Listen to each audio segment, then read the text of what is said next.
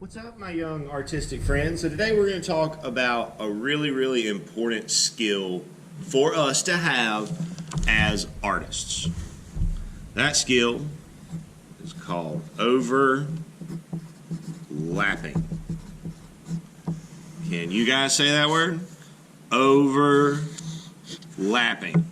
Good. Say it again. I'll give you a second. All right, one more time. And then whisper it. And then think it really hard, but don't say anything. So overlapping is a skill that helps us create space in our artwork.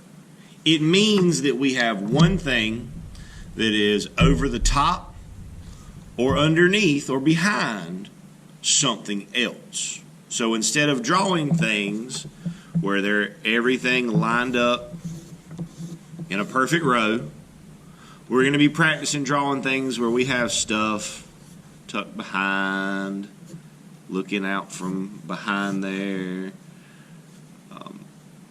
to create this sense of space and this feeling of depth within our artwork. Now, for this, we have a couple of our 7 elements of art that we're going to be using. There are 7 elements of art. Please repeat them after me. Line, shape, color, texture, space, value, and form. So for today, we're going to be focused with line, shape, color, and of course our big one that we've already mentioned, space. Space that we are going to create by overlapping our various shapes. Now we're also going to be using a tool. For media wise, as always, as long as we're at home, you use whatever you have available. But tools, we have some tools that we're going to use. So tools are things that help us make art, but that we cannot write with, we cannot draw with, and we cannot color with. Our tools for this piece are going to be a stencil.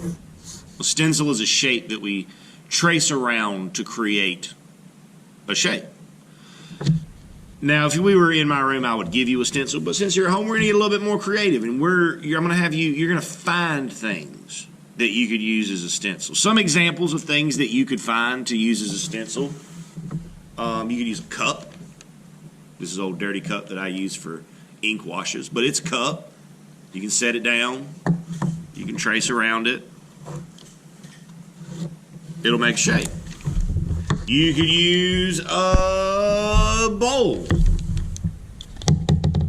Same thing. It'll make a really big circle, make a big shape, but a shape nonetheless. You lay it down, trace around it. Circle. You could use a palette if you have one. This is going to make a circle about the same size as the other one. Little painter's palette. You could even use a stencil that all of us have attached to our bodies. You could use your hand. Yeah, that's right. You can use your hand as a tool to make art.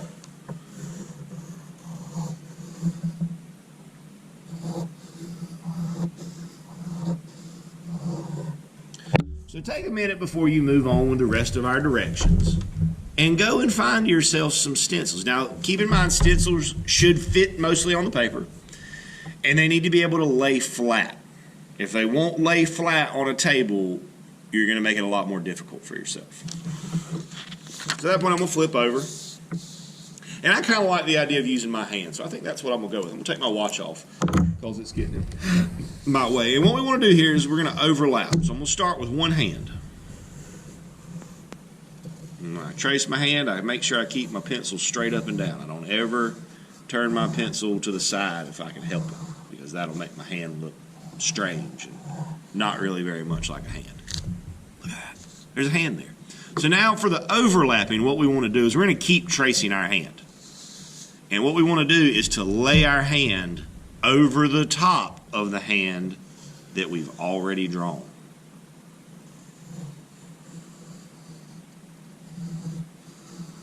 Or it's, bowl, cup, whatever stencil you found. I'm saying hand because that's what I'm using.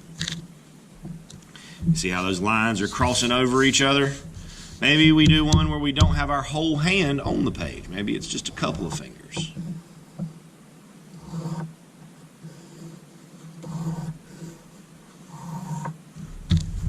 Yeah? Maybe our hands are saying I love you.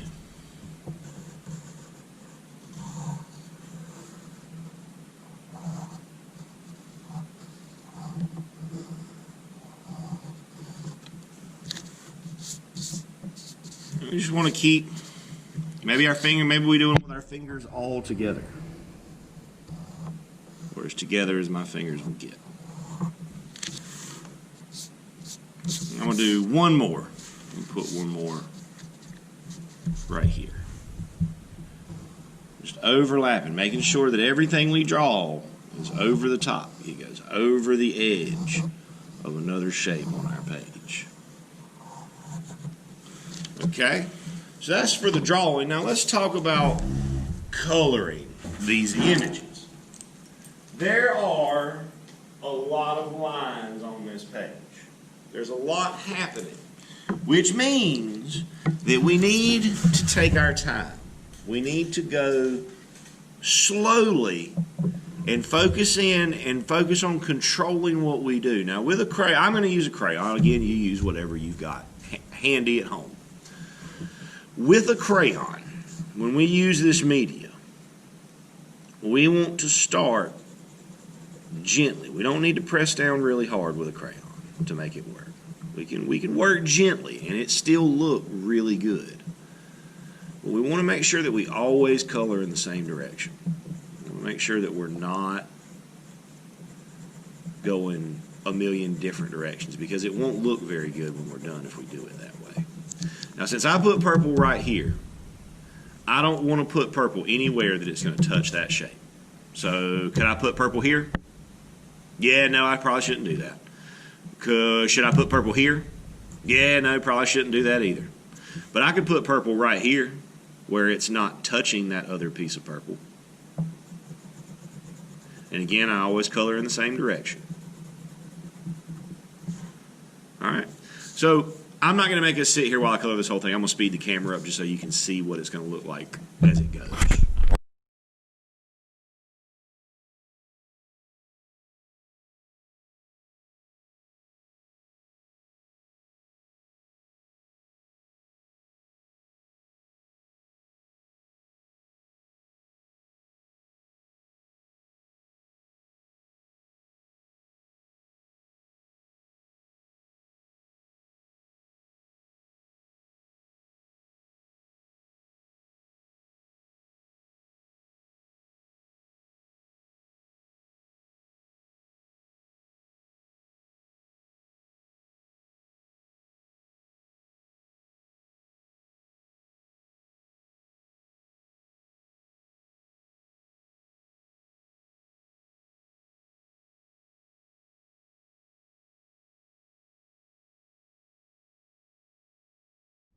And that, my friends, is a finished piece of work. We've used all of the space that we created. We've colored evenly. We're done. We've done a great job, if I do say so myself. Until I see you next time, good luck with everything you do, and as always, happy arting.